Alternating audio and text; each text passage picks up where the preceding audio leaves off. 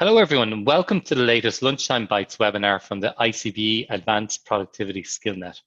Today our presenter is Dr. Hakeem Hammad from XI Horizons Consulting.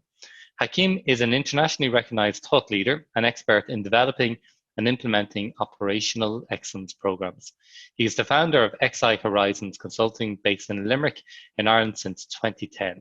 He's a certified Six Sigma Master Black Belt Dell and Motorola with experience in training and coaching continuous improvement teams and executives in more than 25 countries.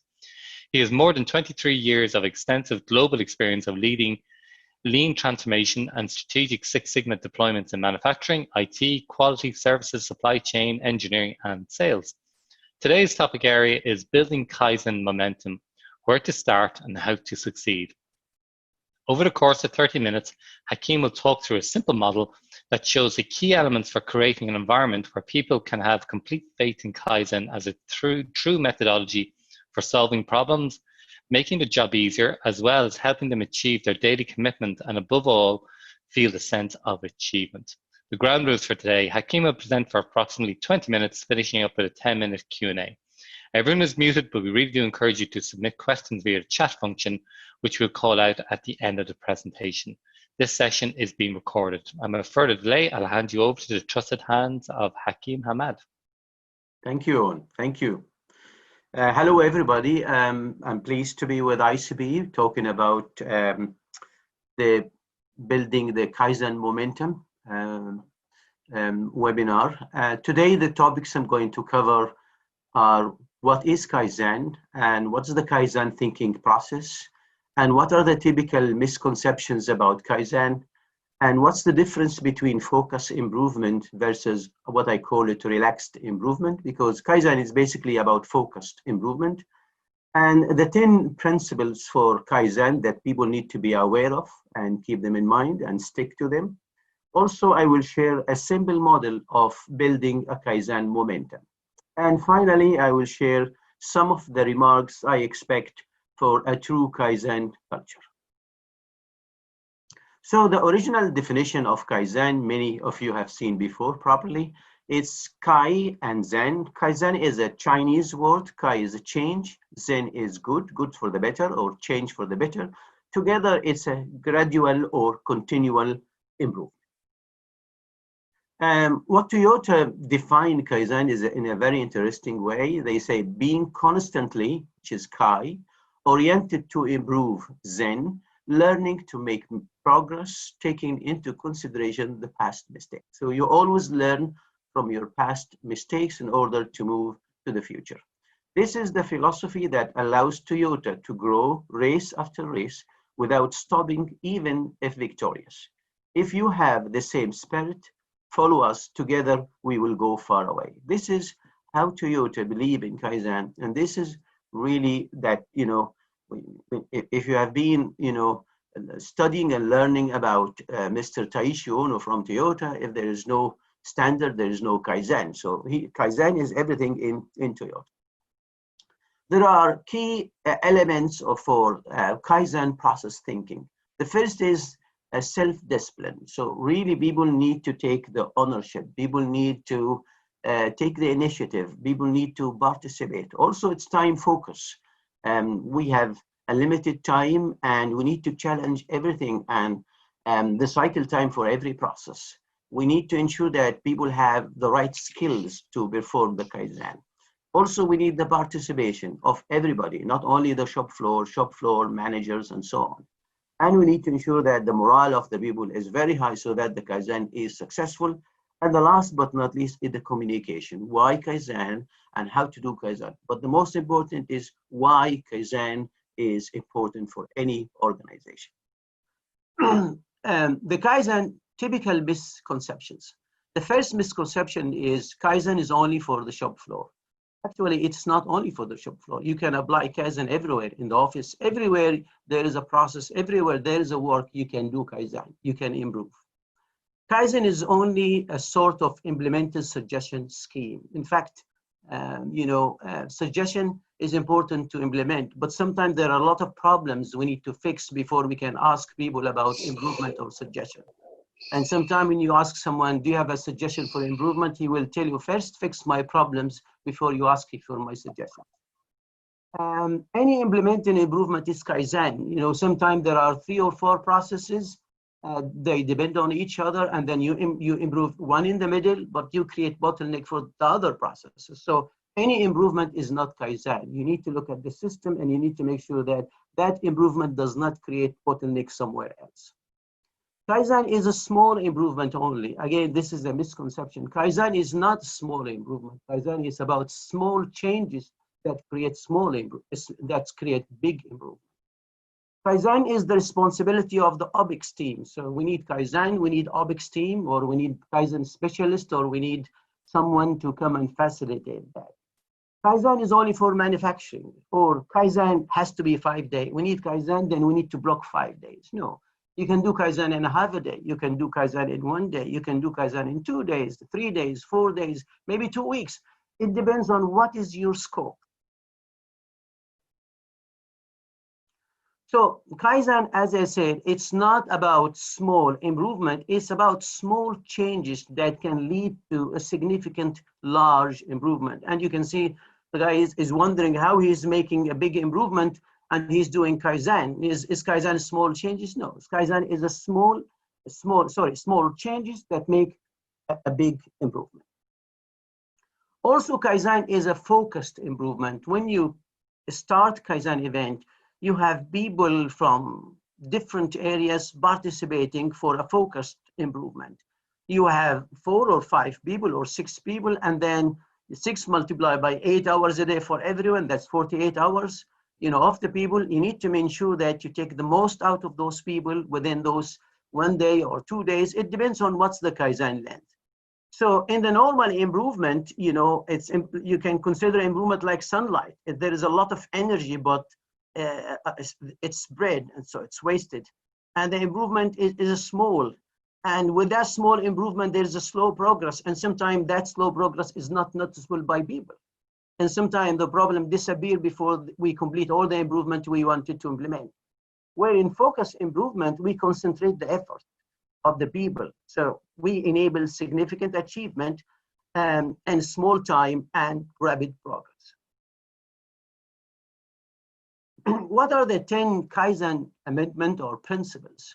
The first thing I encourage people when they come to the Kaizen, I say, guys, you are here to learn about, you know, you improve your learning, you make impact to your area or production or office, whatever it is. So make sure you invest your time wisely. So leave your cell phones, your pagers, your email, leave everything. You are here for 100% of your time.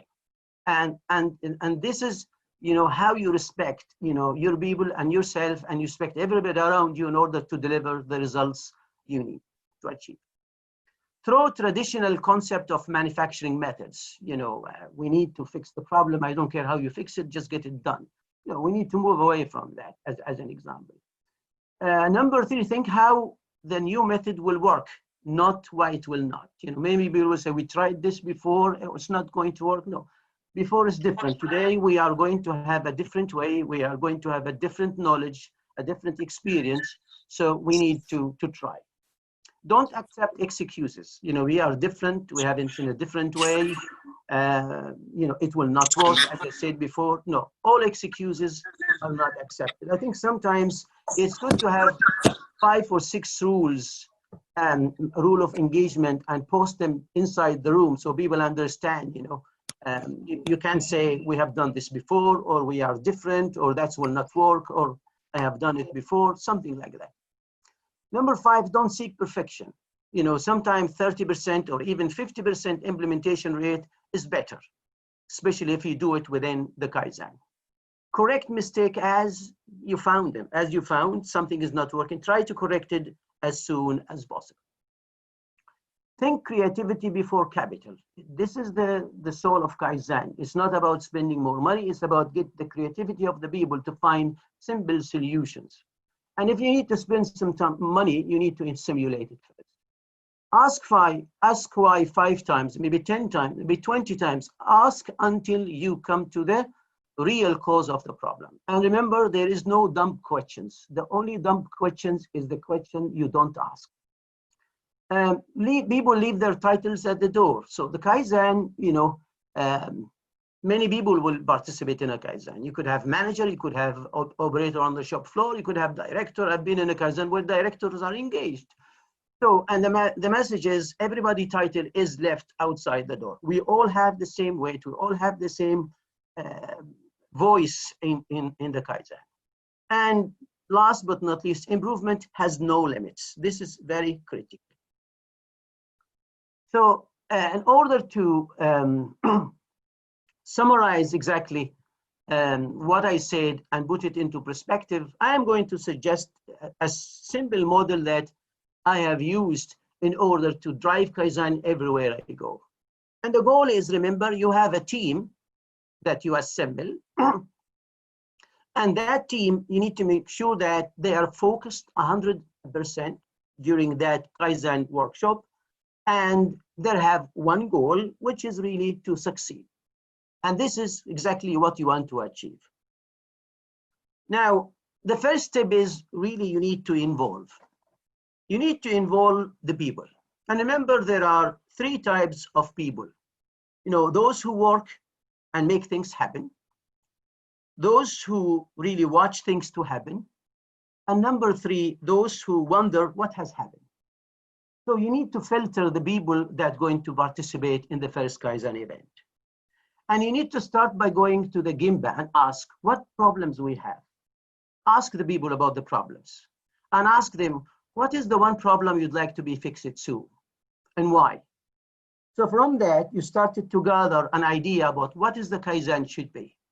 It's important that to come up with Kaizen that really solve a problem that's ready on the shop floor rather than try to implement an improvement. We need to fix the problem first so that people can link and give us more engagement. Number two is prepare. Preparation is very important. Normally 3 to 5 weeks in advance, we start the preparation. We select the team, and selecting the team is very important. So if I'm running Kaizen on manufacturing floor, I'm going to select people from all the shifts. I insist that I need operator from the first, the second, and the third if there are 3 shifts. And insist should be a representation from all the 3 shifts. That's non-negotiable. Insist on supervisor being in the Kaizen. Insist on an engineer being on a Kaizen. Insist on a quality person being on a Kaizen. You need to ensure that all the people you need to make the change happen are there. If there is a change that need quality approval, so you have one person with you rather than wait after to get an approval. So make sure you have the right team. And that's why I said 3 weeks or even 5 weeks to make sure that when the Kaizen event comes, everybody is ready and prepared. Agree on a target. What target should we aim for? And always aim for a stretch target. The more you aim a higher, the more you get people to get outside of their comfort zone. And it's very important to start gathering the data. People will tell you their opinions about the problems. And sometimes when you start to gather the data, you see a different pictures. Now, when you start asking people to gather the data, you started to get complaints or another data gathering exercise. Or we have done that before. People asked us to gather the data. We gather the data and nobody ever came back to us and say, here's what we have done with the data. And you tell them, no, this is different. We will gather the data and we will come back to you about what we're going to do with it in the Kaizen and so on. So be careful and be prepared for the resistance from the people. Also, don't assume that all the shift will have the diligence to fill the data. So you need to make sure you go on the floor on a regular time to see, are they collecting the data in the right manner? And make sure that it is collected, because it's very important to have a good data before you start the Kaizen. Again, from that, you started to prepare based on data gathering, based on the problem you started to understand. You started to understand what type of training people need in the day of the workshop or during the Kaizen. So you prepare the training material. You're not going to give people, it's not a training program, it's really learned by doing. So you need to teach them You need to educate them so that they can participate in the Kaizen. So you give them the training, make sure you give them a good practical examples from other Kaizen you did, preferably from the same area or from the same site or from other similar site or from outside. So that's really important. And emphasize that everything we learn, we will practice during the Kaizen event. Number 4 is motivate them. So motivation is, as Eisenhower said, is getting people to do what you want them to do, because not you want them to do it because they want it to do. It's very tricky getting the people to do what you want to do because they want to do. That's very important. Why you need to motivate them? Because you need them to come up with simple ideas, new ideas. You need them to be open-minded. You need them to ask why, not who. You need them to focus on making things simple. You need them to take ownership so they can implement the solutions they come up with. You need them to ensure that things can be done. So it's not a Kaizen about creating a list of issues to be fixed and give it to someone else. No, we're going to implement within the first day or the second day or the third day. So it's really an implementation week. So it's a learning, implementation, and immediate impact on the shop floor or in the office area. Just watching the time. Yeah, we're fine. Communicate. Again, another important phase of the Kaizen is communicate. It's very important. Every day, at the end of the day, you sit with the team and ask them what went well. What could we improve for tomorrow? Rather than wait until the end of the Kaizen where people have concern. That's no good. You need to understand the concern and address them on a daily basis. You need to ensure that people on the shop floor are aware of what's happening. And immediately after the Kaizen finished, make sure that you communicate to the people in that area about what is being done in the Kaizen. What did we do? What is next? And what is the plan? And make sure that everybody understands, because many people say, people do the Kaizen, we know them about them 5-6 weeks later. Some say, I never knew about it. So make sure that everybody know what is the Kaizen. Make sure that people know what's the next step. Make sure that the people who participated in the Kaizen event, you get them back in 3 or 4 weeks to say, okay, what are the open actions we had? Did we close them? What's next step? That is the only way to get the Kaizen stick and make sure that everybody, feel the sense of achievement and everybody feel that this Kaizen added value to me. It helped me to fix the problem. My life is easier. My job is easier. I'm going to participate. So it's not about talking. It's not about another list of tasks to be given to someone else. No, it's been done. It's a small change, and it gave me a big impact. And believe it or not, in many Kaizen I have done, always small changes give you a better impact and satisfaction of the people who always wanted someone to help them fix the problem before they can give an improvement. You cannot expect someone to give you a new idea for improvement if he's struggling all the time with his machine to get it run in a stability mode. Final remarks for a true Kaizen culture. Problems are opportunities for improvement. This is really where you have a true Kaizen culture. Problems are mountain of treasure. People are not the problems. People, in fact, they solve the problems. In Kaizen, process-oriented means people-oriented. And Kaizen is everyone, is for everyone, every day, and everywhere, for every department. Thank you very much. And in that regard, I was talking to ICBE, and I think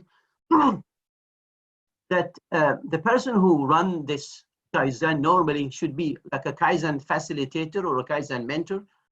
And there will be a 3 days workshop intensive about becoming Kaizen facilitator or Kaizen mentor sometime in September, where I take people through about what exactly makes you a good Kaizen facilitator over 3 days workshop. We're trying to define the time and the method. Is it hopefully COVID-19 will finish by then? If not, then we might split it into 6 working sessions. Every session is 4 hours to give the people what they need to be able to run an effective Kaizen. Thank you very much for your participation, and I open it for questions and answers. Great. Thank you very much, Hakeem. Compressed a lot in 20 minutes there. Hakeem, could I just start off? We now have 10 minutes for questions. If people want to put them into chat, and we could call them out to present them then to Hakeem. A few questions come in already. Hakeem, could you give us a flavor of an example of a Kaizen, the type problems that people looked at and an example output? So it could be a generic example, just to give people a little bit more flavor of what type problems people covered in a Kaizen and what type outputs that they achieved. Yeah. So there was a Kaizen about, there is a case packer in one manufacturing line. And that case packer reliability was like 40%. There was a lot of downtime for that machine. And it really impacted the full production line. And people have been complaining about it for a long time. And I think I went to that site to work on OEE improvement, improve overall equipment effectiveness. And the person at that machine, not only one, everybody worked on that machine, had said, we complained about this for a long time and still we're having the same problem. And this is really, when it stopped, the whole line stops. So we formed the team from different shifts. And within 3 days, we invited the supplier. And within 3 days, we made simple changes that people didn't know about them. And we were able to move from 40% to 70 or whatever it is, 70% above. So we solved the problem. People think that, this machine has to be changed. We need a new machine. And I always say to the people, the last thing you need to think of buying a new machine of 200,000 euro. And when I brought the supplier and the supplier looked at how people manage the machine and how people sustain the machine, he was completely shocked. You shouldn't be doing that. You guys have a lot of money to buy a new machine. Why you need to buy a new machine? So it was simple. Get the people, focus them, look at the problems, gather the data. So we gather the data. We knew exactly what is every single source of downtime. And from that, we created the Pareto. And from the Pareto, we know where's the problem. And the supplier helped us because really we didn't have a good engineer. The engineer didn't understand exactly how that machine worked. The only thing that people tell you, we need a new machine. And I keep saying, don't tell me you need a new machine. You are not getting a new machine. Does that make sense? It does, Hakeem. Thank you very much. And you've touched on an interesting area, which is, for Kaizen and the participants. You covered quite a long list of people who you felt should be in it. But are you also saying that for certain projects to bring people outside the organization into the Kaizen as well? For example, suppliers or... We did. At some Kaizen, I invited supplier because when I gathered the data, I found that there is a lot of issues coming from the supplier. So what we did is we gathered all the problems, all the scrap, and I bought the supplier and said, listen, this is 7 days scrap because of your material. See it. And then supplier take role in it. And I invited the supplier in many situations. And always they are good. They see the problem, they participate, they go back to their factory, tell them, hey, there's a problem. Telling people something, showing people is totally different thing. Great, that makes a lot of sense. Can I ask you a question around the documentation and the actions? Because I imagine in some of these sessions, there could be numerous actions or it could be few actions and it could be quite powerful. Whose responsibility is it to record and to ensure that those actions are actually implemented? Is it something that's done at the end of the Kaizen by the facilitator, or is it an external person? Because I imagine if they're not captured quickly with responsibility attached to them, a lot of the incredible learnings could be lost. Yeah, so remember, when you do a Kaizen and we do a good root cause analysis, you classify them into, there are things that very likely to happen and very easy to fix. And you focus the Kaizen on doing those very likely to happen and very easy to fix. And then the things that very likely to happen, but somewhat easy to fix. It takes time. You need beyond the Kaizen. So for every Kaizen event, there are two critical people, the facilitator and the owner. There should be an owner for the Kaizen, i.e. the actions log is responsibility of the Kaizen owner. So he is responsible working with the Kaizen facilitator to plan. So at the report out day, for example, let's say 3 days Kaizen, which is the most common Kaizen I do. At day 3, you bring the stakeholders, management. Okay, here's what we did over the last 3 days. Here's what we achieved. Here's what we completed. And this is what's open. And by the way, X is the owner. He's going to, plan those meetings every 2 weeks or every week. So some actions will be reviewed every week. Some actions will be reviewed every 3 weeks.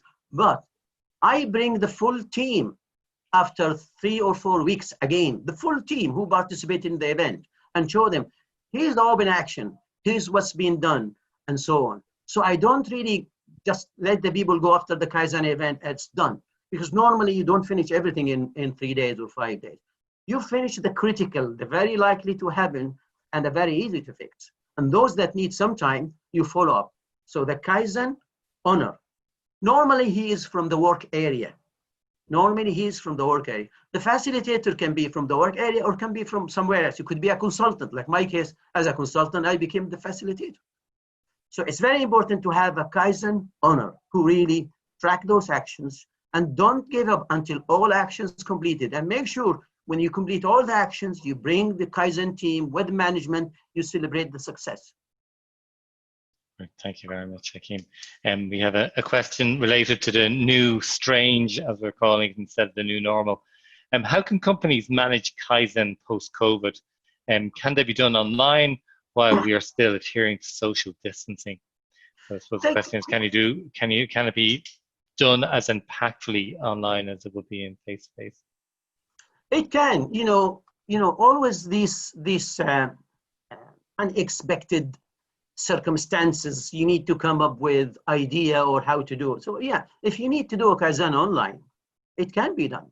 You just need to get the team, and you need 4 or 5 people sometime in a Kaizen, and it's not very hard to get 4 or 5 people into the room, and even over a video conference, for example, and you just create a plan and how to tackle that plan. Maybe instead of 3 days, it will last 5 days because of the social distancing and the amount of stuff you can do.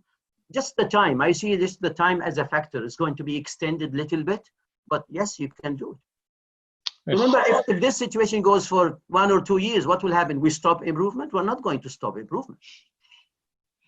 I think there's a lot of rapid adoption to new technologies being deployed, especially in the manufacturing sector. Can I ask you, Hakeem, just in terms of what of the points you raised earlier in terms of the things that go into a successful Kaizen, of those, which would you say is the one that acts as the biggest lever, the one that can have the biggest impact on the success? And similarly, what would, when you've seen Kaizen not work out or fail, what was the most likely thing to result in its failure? And it's just for people for things for them to note. So they're all probably not equal. There's probably ones that are a little bit more important. So here in this model, all of them are important. You really need to tackle all of them. You really need to get involvement of the people. You really need to have a good preparation. You really need to have education and focus on learn by doing. You really need to motivate people. You need to communicate. All of them are of equal importance. Great. You just have to work on all of them. And the starting point is very important, which involvement. So you need to have the good start. If you don't have the good start, if you don't focus on a problem that really cause a lot of pain for the people, you're not going to succeed. So to me, the starting point is pick an area or a problem that is really causing people a lot of frustration. And if you solve that, you create a good credit with the people. That's the starting point. Pick a problem that really everybody talking about this, and they've been talking about for a long time and nobody heard them or nobody did anything. If you fix that, you become the hero. Right, so it's obedience to the process. It sounds like that. If you follow the process and don't jump any steps and give them all the prior amount of rigor, they'll build onto each other, and the chance of failure is lessened. Yeah, and communicate to them. People will tell you, people give us those sheets to gather the data. They never come back to us. We don't hear anything about those. So in the first 3 or 4 days, you will not find people filling that as it should be because they had bad experience. They filled a couple of sheets multiple times and nobody ever came back to them with what exactly they did with that. So make sure that you come back to them. You show them on a weekly basis, here's the data we gathered last week, and here's the result.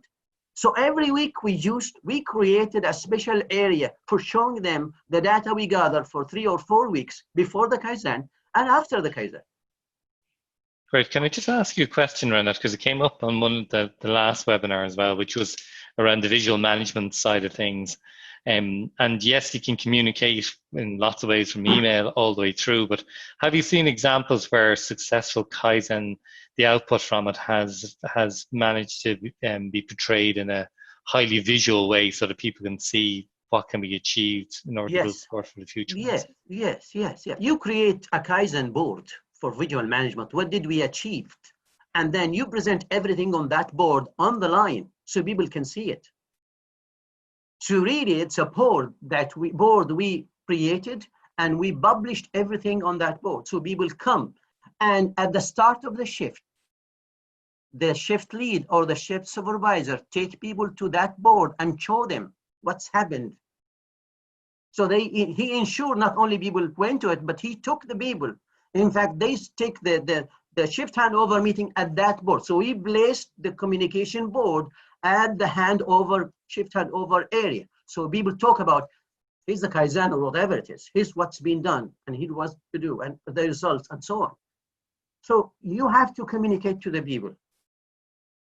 Remember, when you start to sell something that people had bad experience with it, it's very difficult.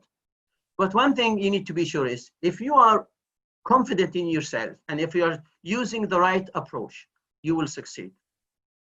And you need to be, when you go to the Gemba, as Mr. Shingo said in our Shingo workshops, when you go to the Gemba, you have to have a big ears and a big eyes and a small mouth. So people will complain, people will shout, people will upset you, but you need to be patient because they have the right. They've been struggling with this for a long time. Nobody listen. People listen, they do nothing.